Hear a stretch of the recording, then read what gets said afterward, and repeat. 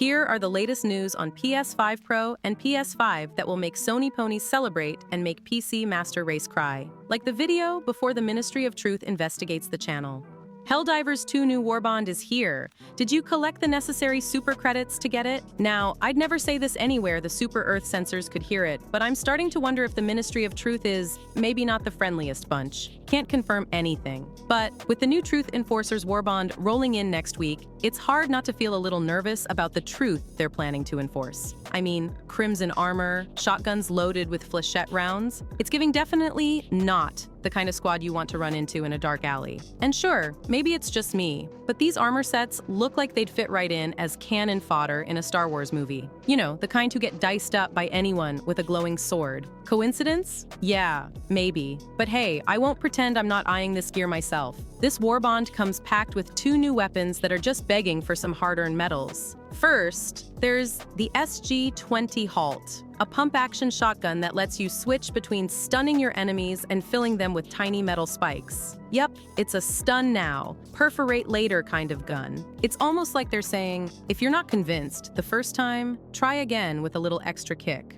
If the shotgun isn't intense enough, meet the SMG-32 Reprimand, an SMG that Arrowhead proudly says has a cool slap reload, just like in the movies. So yes, you can be an action hero and reprimand baddies at the same time. For sidearms, the PLAS-15 Loyalist Plasma Pistol has you covered, giving you the option of rapid fire or holding down the trigger for a nice chunky charge shot. And for all you fashion divers out there, Truth Enforcers brings a fresh lineup of armor and cosmetics to the table. The UF-50 Bloodhound Medium Armor in favorite villain red is perfect if you're going for that space tyrant vibe, while the UF-16 Inspector Armor offers a white and red look that screams, I'm watching you. Both sets come with a passive ability called Unflinching, which makes sure you stagger less when things get heated. Perfect for that no-nonsense Helldiver style. Also in the bundle, a stealthy black paint job for your mechs, pods, and pelicans. An at-ease emote for when you want your Helldiver to look cool while awaiting orders. And last but not least, the Free of Thought title, which frankly only adds to my suspicions. Alright, so here's the scoop on the PS5 Pro, in case you're thinking of upgrading and you're already dreaming up how it'll look on your shelf.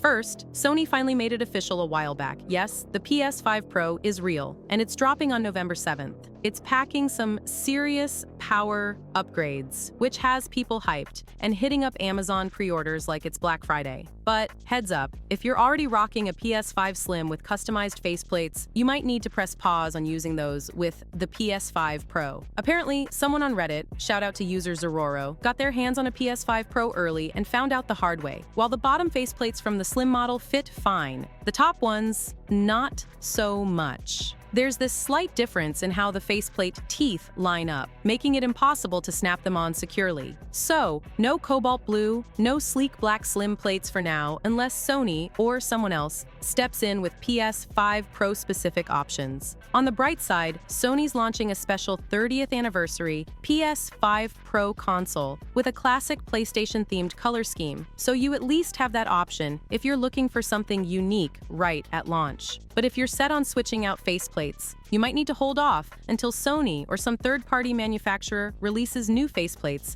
that actually fit the Pro model. Oh, and one last bit of good news. Games like Helldivers 2 are getting Pro-enhanced updates, so you'll definitely have some new firepower to put the console's upgrades to the test. Just a heads up, PS5 gamers are in for a treat because a huge exclusive is on sale early, ahead of Black Friday. Right now, Best Buy has Stellar Blade for only $49.99, which is a solid 30% off and includes free shipping. This is actually the first time we're seeing a discount on it. Amazon Prime Day didn't even have it marked down. Honestly, I wouldn't expect a deeper discount for Black Friday either. What's Stellar Blade about? This game is the first big, non-gacha title from Shift Up here in the States. It's been making waves for its tough, Souls-like gameplay, incredible graphics, and unique and, yeah, kind of suggestive character design. If you're into action games, this one has killer combat and a gorgeous soundtrack. IGN gave it a 7 out of 10, saying it's a beautiful game with some clear highs and lows. The combat is rock solid, but the story and some of the RPG mechanics, like repetitive side quests, might be a bit lacking. but honestly, I'd rate it higher myself because the gameplay alone is a blast. Also, heads up if you're planning to get a PS5 Pro,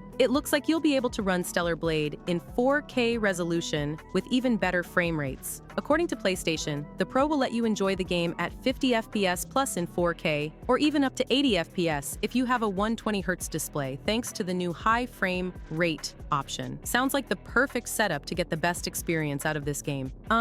Quick update. It's already sold out on Amazon, but you can still grab it at Best Buy if you're quick. Here's the latest news on Dragon's Dogma 2, straight from Push Square.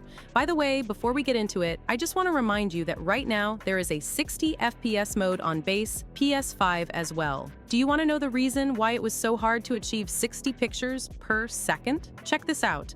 Apparently the NPCs were thinking too hard. Crazy, right? Well, now they are apparently stupider and we can get 60 frames on base PS5. What do you think about that? Capcom's dropped a new update for Dragon's Dogma 2. While it does fix a handful of weird issues in the here and now, its main purposes is to prepare the game for PS5 Pro, which obviously launches next week. As the patch notes detail, 2 new options are being added to the graphics menu. PS5 Pro users will be able to toggle PlayStation Spectral Super Resolution, or PISR as it's come to be known. Those who shell out for the especially expensive system will also be able to select a new balanced setting, which we assume will boost the game's resolution without tanking the frame rate, the best of both worlds, etc. For the record, Capcom's managed to improve Dragon's Dogma 2 quite dramatically since its release back in March. However, the frame rate still has a tendency to dip when the screen gets busy, and the resolution can be hit and miss depending on the graphics mode you're using. The PS5 Pro should make the whole thing run smoother than ever, but unless it's bordering on a transformative change, we can see people bemoaning the fact that they need to pay $700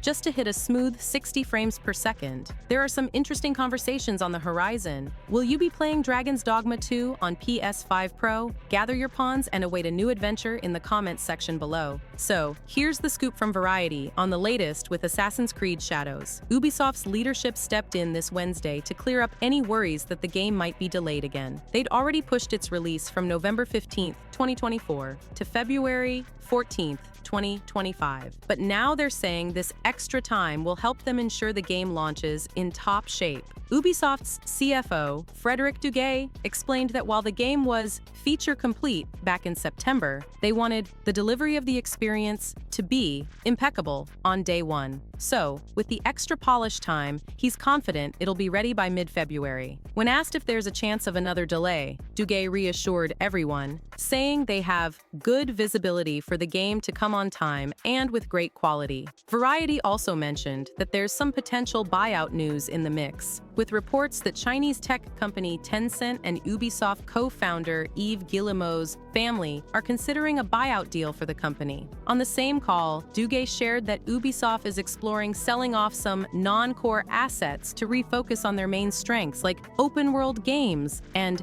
GaaS, games as a service, content. When asked what specific assets might be sold, he said they're still looking at their options, but only assets outside their core strategy would be considered.